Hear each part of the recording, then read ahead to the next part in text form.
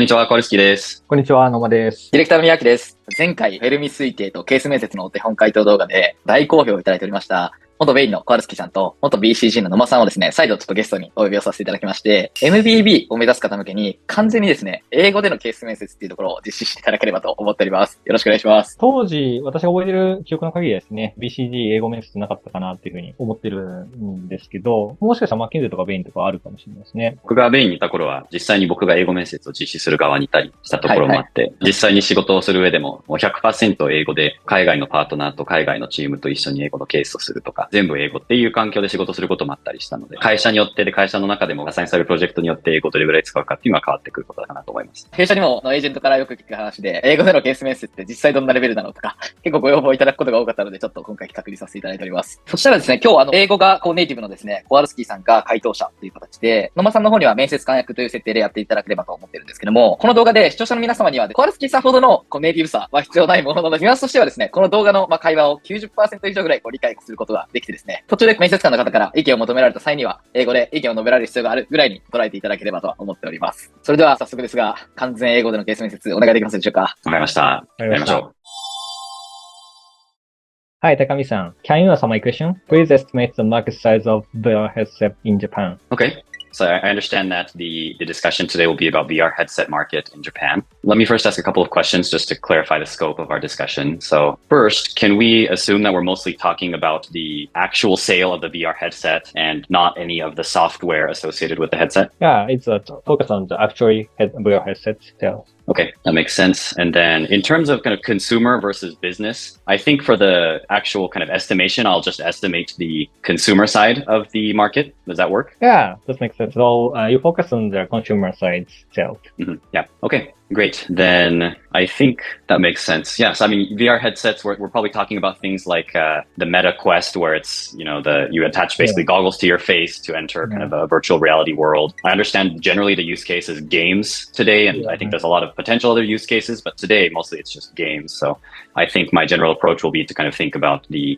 percentage of the Japanese population which is interested in games and then VR, specifically VR games. Does that make sense as an approach? Yeah, your approach is right. So yeah. Okay.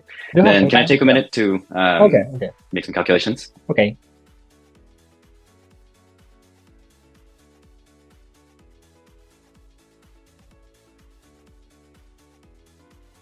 Okay, so I've kind of finished my estimations. I'd like to share with you my answer and approach here. So first of all, I've estimated the market size for VR headsets in Japan to be roughly 20 billion yen. My approach here first, so since we're talking about sales of headsets, the kind of highest level calculation here is number of headsets sold multiplied by the average price per headset. Oh, and then multiply that by a frequency with which people are purchasing these headsets. Breaking this down one step further, the number of headsets sold in a year can be broken down into the population that is kind of relevant for VR headsets, multiplied by a percentage of that population which plays games, and then a percentage of that population which actually plays VR games or uses VR headsets. That would get you the percentage of the population that is buying VR headsets, and then multiplied that by the frequency with which they buy the headsets, and then that is multiplied by the price per headset to get the overall market size. I've broken this down into a kind of low tier and a high tier, where the low tier is looking at your kind of roughly 50,000 yen kind of entry-level VR headsets, kind of the lowest level from Facebook or other brands. And then there's kind of the higher level, which I've said is something around 100,000 yen.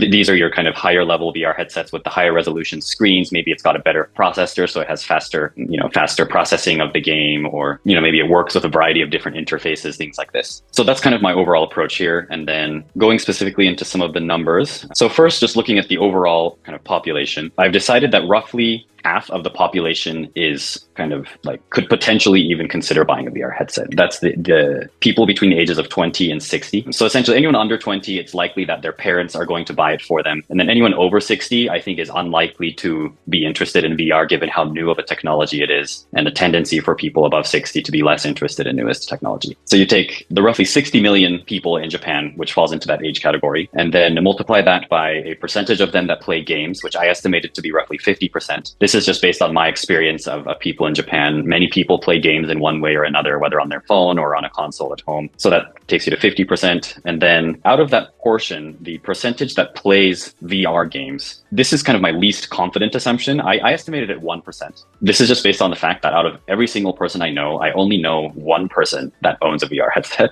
And I think I'm pretty well in the target age group for VR headsets. And so I think this suggests that in the general population, something like 1 out of 100 people own a VR headset or would own a VR headset. So if you take the 60 million multiplied by 50% and then by 1%, you get down to 300,000 potential kind of customers for this VR headset. Then if you multiply that by the frequency with which someone would buy a headset, I think the actual frequency is something like once every few years, maybe once every 3 or 4 years for anyone who is buying them repeatedly. But I'm actually just going to assume for our discussion today that everyone is just buying a headset for the first time this year. I say that because I think those who do buy frequently, maybe they are buying, once every couple of years or so. But for a lot of people, VR is new enough of a product that they'll just be buying their first VR headset ever. It's kind of hard to find the right number here. And so I'm just going to say that the frequency is just 1. They'll just buy one this year. And then looking at the price, I've kind of split this into the segments that I mentioned earlier. So we have kind of the low price segment at 50,000 yen, and then the higher price segment at 100,000 yen. Out of the 300,000 people in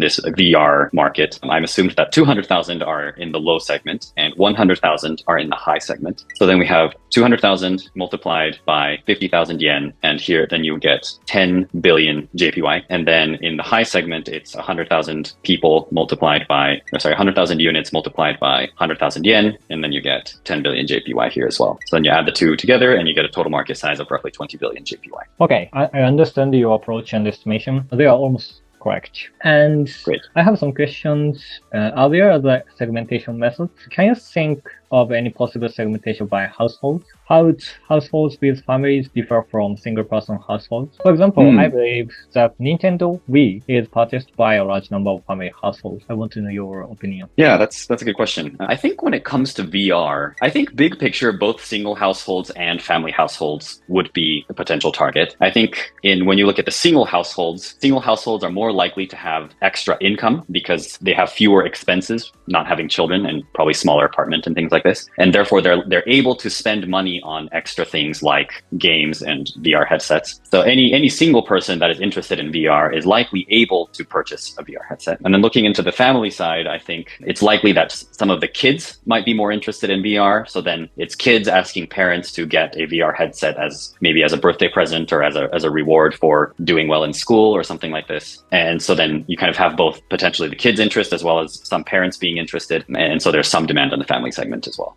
Okay, so I understand your approach and your opinion is very interesting. So I have some more questions. And VR headsets are currently for one person to play alone. But do you think it will have any impact if software that allows everyone to play together comes out? That's a great question. And I think yes. I think just the current state of VR headsets is such that the use case for them is very limited. And as far as I understand, it's not something that totally, it's not life-changing. It doesn't provide a lot of new value based on things you can do. Like the game becomes more interesting, but like you said, it's still playing by yourself. I think once you kind of reach a point where you can play the game with others in real time in an engaging, interesting world, I expect that would create some more interest in the game for more people to pick it up and try playing for the first time.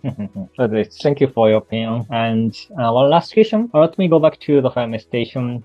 Which drivers are the most uncertain in your estimation? So I think it's definitely the percentage of gamers that use VR games. So I estimated it was 1 out of 100 people, but this was very much just based on kind of general assumptions off of people I've come across in my life, as I explained earlier. And so it's possible that this is off. I think in terms of the pricing and the other drivers, I don't think I'm too far off, just because these are things that I have more kind of background information on compared to the percentage of gamers that use VR. Thank you very much. This concludes the market sizing question. Let's move on to the business case. Okay.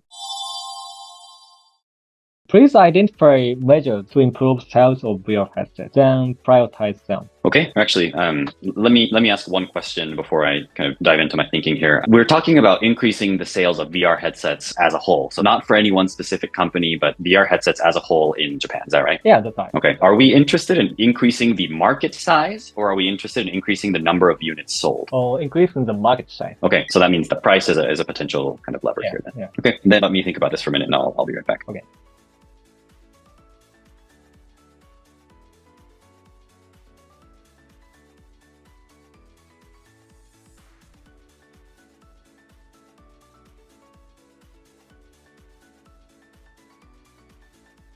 Okay, so I'll share with you kind of my approach to thinking about how the market size for VR headsets could be increased in Japan. So first, kind of referencing the market sizing that we just did here, I was kind of looking through the drivers that we identified. I eliminated population as a driver, and I eliminated the percentage of the population that is interested in games as a driver, as these are things that I think are kind of too indirect when it comes to increasing the VR market size. And so the three primary drivers for increasing market size of VR headsets in Japan becomes the percentage of gamers that are interested in VR, and then the price of the headsets, and then the frequency with which the headsets are purchased. And I guess one caveat that I should add here is the way I approached it in the market sizing question assumed that all VR headset users are gamers, because that's the primary use case today. But a big part of increasing the market size should also involve reaching beyond games. So the kind of percentage of people that use VR in general is what I would like to discuss today. So within each of these drivers, I've got kind of a couple of things that we can think about. First, when it comes to the percentage of the population that uses VR, I've broken this down further using kind of the general marketing funnel of awareness and then joining the consideration set. And then ultimately there's kind of the purchase part, but I'm leaving that one out today because we're talking about VR headsets as a whole, as opposed to for a specific company. When it comes to awareness, I think obviously like marketing is something that can always be done. I think most consumers are aware that VR headsets exist, but I think there's also a lot of consumers who aren't aware of what they would need to be used for, or how VR headsets might benefit their lives, or how it might be fun. These sorts of things, I think, still lack some awareness. And so I think there's, some room to potentially do some marketing work there. I think the other kind of discussion here would be how to kind of raise awareness other than marketing, which I think would then kind of fall under getting people to actually try the product. And so, for example, some specific kind of initiatives that could happen here would be working with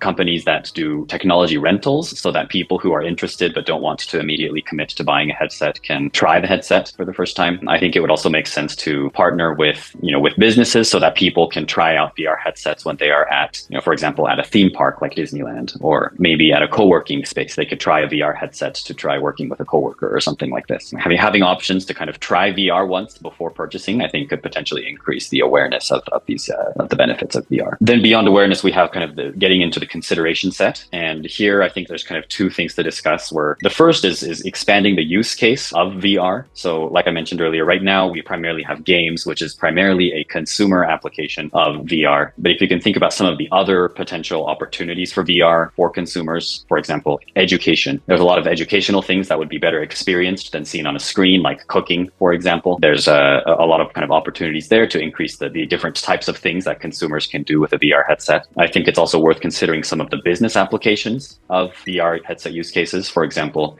virtual remote work. Right now, everything is done on kind of Zoom meetings on a flat screen, but you could create more spontaneous conversations if everybody is working in a virtual office using a virtual headset, for example. So expanding the number of use cases would help more people to actually consider buying a VR headset. So I think that kind of covers it for expanding the kind of percentage of population that uses VR. Coming to price, I think it's more of a simple argument. Essentially, like we've kind of got the low market and the high market. I think the high market in particular was expanded by Apple's recent announcement. As far as I understand, before Apple's announcement, the most expensive, VR headsets that targeted consumers were something like $1,000, so 100,000 yen or maybe 150,000 yen. But then Apple is coming in with, 2 or 3 times that price point with a very premium product. I think if we see that is starting to sell well, there's room to suggest that other VR headset makers could consider providing a higher priced model to increase their revenues per unit. Particularly the higher priced models would work well for businesses who are generally more willing to pay higher prices than consumers in exchange for better performance. And then the last point regarding the frequency of purchase. Here I said that, or I assumed in my market size that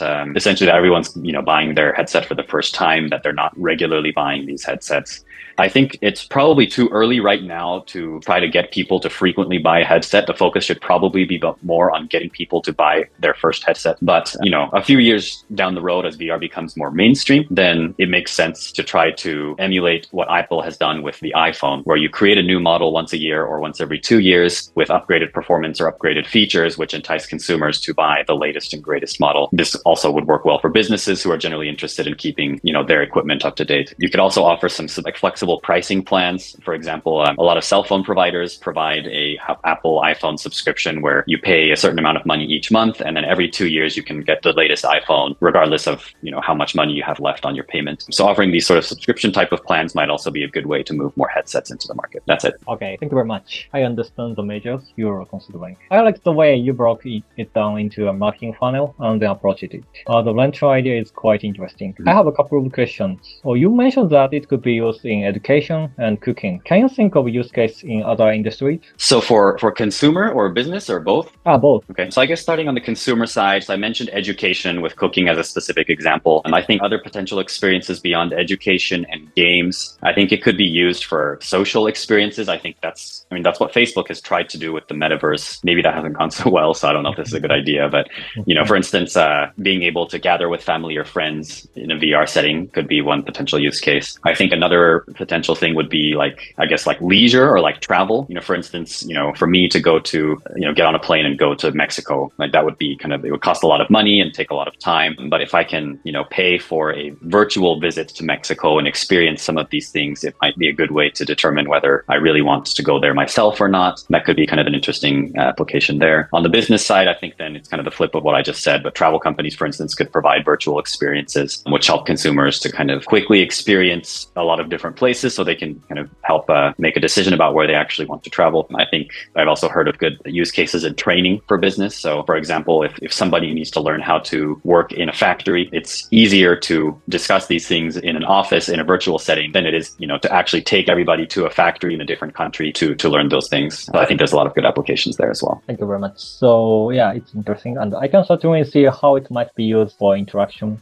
And I think travel is also quite possible. And we may see travel agencies that's specialize in VR. Okay, so another question. There are many possible factors for the VR headset market to grow. But what do you see as the factors for it not to grow? Meaning like what potential factors would prevent the market from expanding? Is that the question? Yeah. I think it really comes down to the use case because, the price it's kind of the same price point as like an iPhone or like an expensive computer. And like that's a price that we know consumers are willing to pay for something that they value. So I don't think price is the bottleneck. And I think, frequency again shouldn't really be the main issue here either. That might potentially help it grow, but I don't think the frequency is going to be something that prevents the market from growing. And so I think it really just comes down to whether or not a bigger portion of the population gains interest in VR. I guess one thing that's worth pointing out is like with a phone or a computer, most people will only buy one or maybe two VR headsets. I don't think there's reason to buy more than that. And so you do need to get more people into the market because simply selling more units to the existing market is not a good way for growth. And so if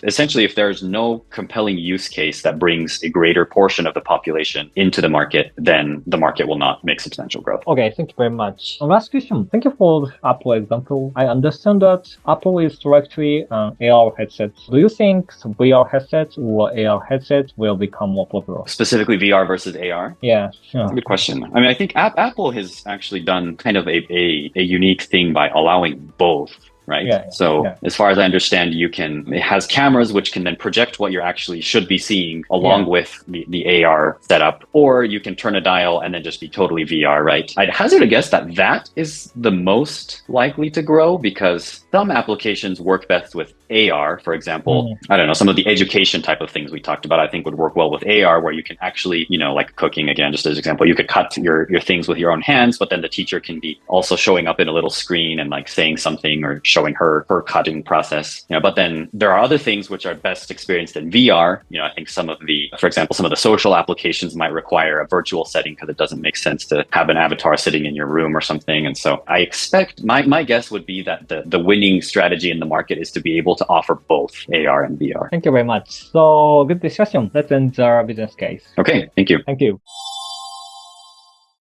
お疲れ様ありがとうございました。私レベルだとですね、ちょっと途中、なかなか英語を理解することに必死だったんですけれども、沼尾さん、高見さん、感想と言いますかどうですか？そうです。僕としては久しぶりに英語でケース面接をしたので、ちょっと新鮮だったっていうところと、コンサルタントとして提供する仕事で、やはり英語もできますっていうと結構その仕事ができる幅が増えるので、マッキンゼーやベインのように英語が使われるような会社を目指している場合はもちろんですけど、その先にある、例えばフリーランスの機会だったり、海外の顧客に対する提供できる価値だったり、そういう観点で英語でコンサルできると結構活躍の幅が広がると思うので、そういうスキルのある方だったり、逆に興味があって英語をブラッシュアップしたいという方に対してはぜひ頑張っていただきたいなと思いますね。沼さんいかがですか？いや、ちょっと久々に英語を使って緊張しましたね。ネイティブのコアルクスさんの英語が綺麗というかっこよすぎて、内容が本当に流暢なので入ってくるっていうところがありましたね。私からしたら流暢にリスニングできていることもすごいなという感じなんですけども、いや、お二人ともありがとうございました。本日 YouTube をご覧いただいている方にはですね、月に3名限定でですね、本日ご出演いただいたお二人に無料でフェルミ推定だったりとか、ケース面接を対策を行っていただけるようなサービスをご提供させていただいております。今日の動画のようにですね、MBB を目指す方で、英語での面接対策っていうところは課題を感じている方も多いのかなと思っておりまして、そこに対しての対策は今日ご覧いただいたように、かなり高いレベルで多分サポートをさせていただけるかなと思いますし、かなり有益に感じていただけるんではないかなと思っております。逆に総合コンサルを目指される方でもですね、過去の動画にありますように、かなり高いレベルのフィードバックっていうのはお二人からさせていただくことができますので、概要欄の方にケース面接の対策動画をまとめた再生リストも貼っておりますので、ぜひそちらをご覧いただければと思います。こちら面接対策は通常有料でのサービス提供となっているところをですね、YouTube 限定でですね、無料で対策させてもらってますので、ぜひ概要欄からお問い合わせをいただければと思います。チャンネル登録まだの方はぜひ登録いただければ幸いです。実際に役立つ情報をどんどん更新していければと思いますので、ぜひ登録お願いします。あと今後やってほしいケース面接課題のテーマとかですね、ケース以外でもやってほしい企画があればコメント欄でぜひ教えてください。動画にできればと思います。最近、宮脇さんと今後の動画の話をしているときに、僕が聞いた中で一番ぶっ飛んだケース課題が、その満足度の高い家族旅行をどうやって計画するかっていう課題の話をしてたら、意外とそれ面白いんじゃないみたいな話で盛り上がったので、そういうちょっとエンタメ感になるようなものもちょっとできたらいいかもなっていう話もあります。日常にそのまま使えて、ちょっと面白さもあってっていうケースだと思いますので、皆様のコメントによってですね、企画化するかとか検討させていただきたいので、ぜひコメントいただければと思います。それでは、本日お二人ともありがとうございました。また次回の動画でお会いしましょう。ありがとうございます。ありがとうございます。